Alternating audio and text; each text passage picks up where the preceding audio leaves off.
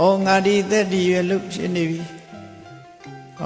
သူများသက်တည်တတ်နေတာသူများဥစ္စာခိုးတာသူတော်ဘာသားများပြစ်မှားတာလိန်ပြောတာအရက်သေးစားတောက်စားနေမတော်ဘူး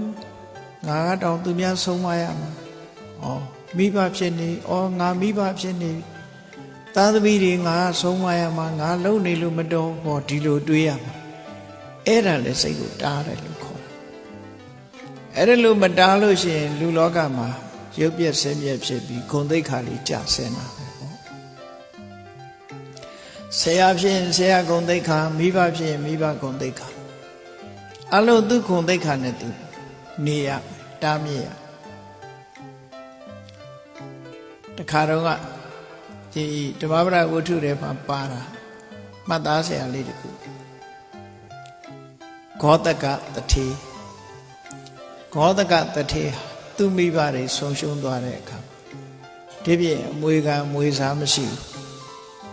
ပစ္စည်းဥစ္စာတွေအလုံးသူတယောက်တည်းပဲအမွေခံဖြစ်တယ်အဲ့လိုအမွေခံအမွေစားမရှိသူတယောက်တည်းပဲအမွေရတော့မယ်ဆိုတဲ့အခါဘုရင်ကြီးကသူ့ကိုခေါ်တယ်နန်းတော်ကိုခေါ်လိုက်တယ်နန်းတော်ခေါ်လိုက်တဲ့အခါဘုရင်စီသွားတော့လမ်းမှာညာကမိုးတွေရွာထားလို့ရှေးကွက်ကလေးတွေရေမြောင်းလေးတွေရှိ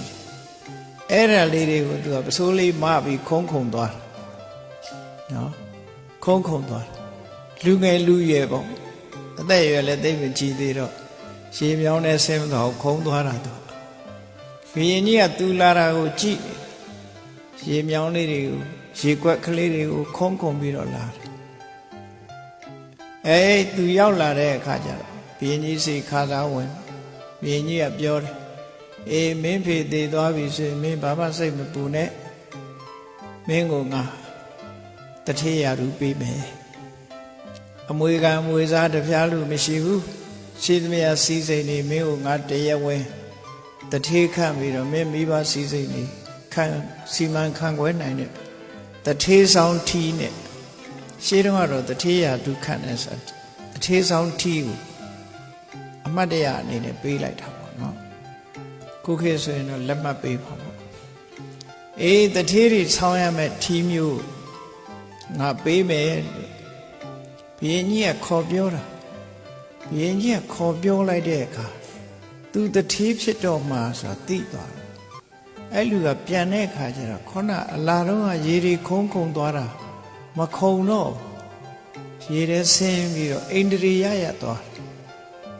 အိန္ဒြေယသွားဘုရင်ကြီးကသူပြန်သွားတော့လေကြည့်ဟာဒီကောင်ခေါနတော့ကလို့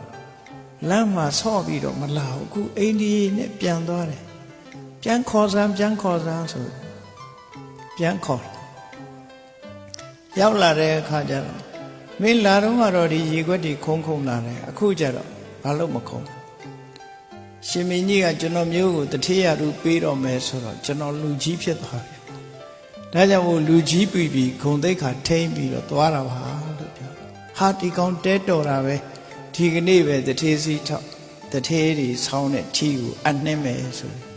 အခမ်းအနားချက်ချင်းလုပ်ပြီးဘုရင်ကြီးကနေချင်းပဲတထေးရူပေးလိုက်ဟောကြည့်ထိန်းတာလေတမန်ပုဂ္ဂိုလ်လူမနေတော့နောက်တစ်ခါတန်ဘဝဇတ်ဘုရားအလောင်းလေးက9နှစ်အရွယ်ပညာအလွန်ရှိတယ်သူငယ်တာပညာအလွန်ရှိတဲ့ပုဂ္ဂိုလ်ဘုရားအလောင်းလေးဆိုတာဟာဘဝကစီးပူအထုတ်ခဲ့တဲ့အသိပညာတတ်ပညာတွေသူတို့ရဲ့ရှင်တဲ့နှလုံးထဲမှာဘဝပြောင်းသွားတော့လေဝါဒနာအနေနဲ့စွဲနေတာလည်းရှိတယ်ပေါ့အေး9နှစ်အရွယ်လမ်းမှာတငယ်ချင်းတွေနဲ့လမ်းပေါ်ကစားနေတာအေးအဲ့ဒီအချိန်မှာနန်းတော်ကအမတ်ကြီးတယောက်ရောက်လာတယ်တန်ဘဝဆိုတာဘယ်မှာလဲလို့မေးလာတော့သူကကစားနေတာတော့အမတ်ကြီးကသူနဲ့တွေ့ချင်တယ်တဲ့ဘာဖြစ်လို့တော့ဆိုရင်ဘုရင်ကြီးကမေခွန်းနေမေးတာလောကမှာဖြေနိုင်တဲ့လူမရှိဘူးအားလုံးကပဲတန်ဘဝစီမေးပါလို့ပြောတယ်ဘုရင်ကြီးမေးတဲ့မေခွန်းကိုသူဖြေရမယ်လို့သူလည်းပြောလိုက်အောင်ဖုတ်ဖက်ခါထပြီးတော့ အိန္ဒြေရရနေတော့တာမကစားတော့နော်သူကိုယ်သူတိလိုက်တယ်အော်ဘုရင်ကြီးကတောင်ငါမေးခွန်းနေမေးမှာငါဟာသူများမဖြေနိုင်တဲ့မေးခွန်းကိုဖြေရမှာဆိုတော့ငါဟာဒီပညာရှိပုဂ္ဂိုလ်ဆိုပြီးငါ့ကိုအများကလေးစားပါလားသူတို့နဲ့တန်အောင်ငါနေမှပဲဆိုပြီးအိန္ဒြေရရတယ်9နှစ်အရွယ်ကလေးလေးအဲ့ဒါလို့အမူအရာချက်ချင်းပြောင်းသွားပြုပြင်ပုံကိုပြောပြတာနော်အဲ့ဒါလို့လောကကိုယ်ဂုံနဲ့ကိုယ်ဒရတ်နဲ့ထိုက်တန်အောင်စိတ်ဓာတ်ကိုပြုပြင်ပြောင်းလဲပေးရမယ်လို့ဒီလိုဆိုလို့တယ်ကမ္မထာထုတ်ပြီးပြောင်းတာကတစ်မျိုးအတွေးခေါ်နဲ့ပြောင်းတာတစ်မျိုးနှမျိုးရှိတဲ့ထဲမှာအတွေးခေါ်နဲ့ပြောင်းမှုမေတ္တာမှအရေးကြီးတယ်မှန်ကန်တဲ့အတွေးခေါ်တွေးတတ်ဖို့လိုတယ်ဟိရိဩတ္တပဆိုတဲ့နေရာမှာကိုယ့်ရဲ့အမျိုးဆက်ကိုတွေးပြီးအော်ငါလို့မိခေါင်းဖခင်သားသမီးကမဟုတ်တာတွေလုပ်လို့မတော်ဘူးငါဒီတဲ့ဒီရွယ်ရောက်လာပြီငါတရဏဂုံနဲ့ငါးပါးသီလမမြဲရင်မတော်ဘူးငါလုပ်နေတဲ့အလုပ်တွေနဲ့ငါမိဘရဲ့ဂုဏ်သိက္ခာတွေနဲ့မတော်ဘူးလို့ပြင်ပြီးကိုယ့်အကိုကောင်းအောင်ပြုပြင်နေတယ်ဟောစိတ်ကိုတားတာမဟုတ်တာမလုပ်တော့ဘူးအရွယ်ကိုကြည့်ပြီးတော့ကိုယ့်ကိုပြင်နေနောက်တစ်ခါဘဟုတ်တုတ္တစာပေတတ်မြောက်လို့ဘွဲတွေဘာတွေရလာပြီသို့မဟုတ်ယာဓုတွေရလာပြီဆိုဘွဲတို့ယာဓုတို့ကိုကြည့်ပြီးတော့ကိုယ့်ကိုအနေထိုင်ဆင်ញင်လာခြေရွာအုပ်ချုပ်ရေးမှုလေးခတ်လိုက်မှအရက်တွေဖိတောင်းနေလို့မဖြစ်တော့ဘူးနော်အဲ့တော့လူကြီးခန့်ပြီဆိုလို့ရှိရင်လူကြီးနဲ့တူအောင်နေရပြီပြင်ရပြီလို့ဒီလိုဆိုလို့အများရဲ့လေးစားမှုခံနိုင်အောင်လို့ဟိရိဆိုတာအဲ့ဒါကိုပြောတာအဲ့ဒါလို့ကိုယ့်ကိုထိမ့်သိမ့်ပြုပြင်သွားတယ်မကောင်းမှုမှစိတ်ကိုတားရမယ်ဆိုတာအဲ့ဒါတွေကိုပြောတာနောက်ဩတ္တပဆိုတာကိုယ်ပတ်ဝန်းကျင်ကိုလေးစားငါပတ်ဝန်းကျင်မှာဘုန်းကြီးရန်နေရှိတယ်သူတော်စင်တွေရှိတယ်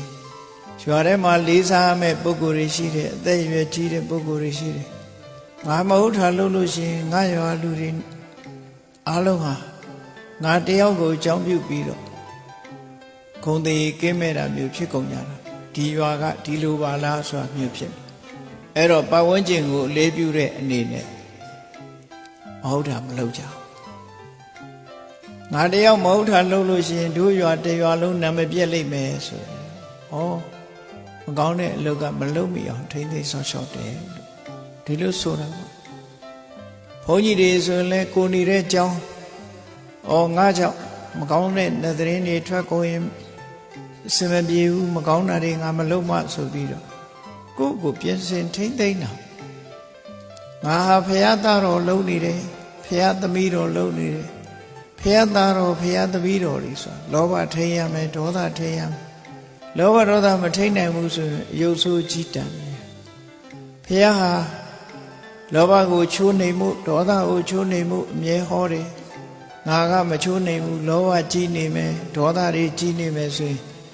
မတော်ပါလားလို့ဟောအတိတရားနဲ့ကိုယ့်ကိုပြင်တာဒါတွေဟာထိမ့်သိမ်းဆော့ရှော့ခြင်းလို့ခေါ်တယ်ပေါ့မကောင်းမှုအကုသိုလ်ကစိတ်ကိုတားမြစ်တဲ့သဘော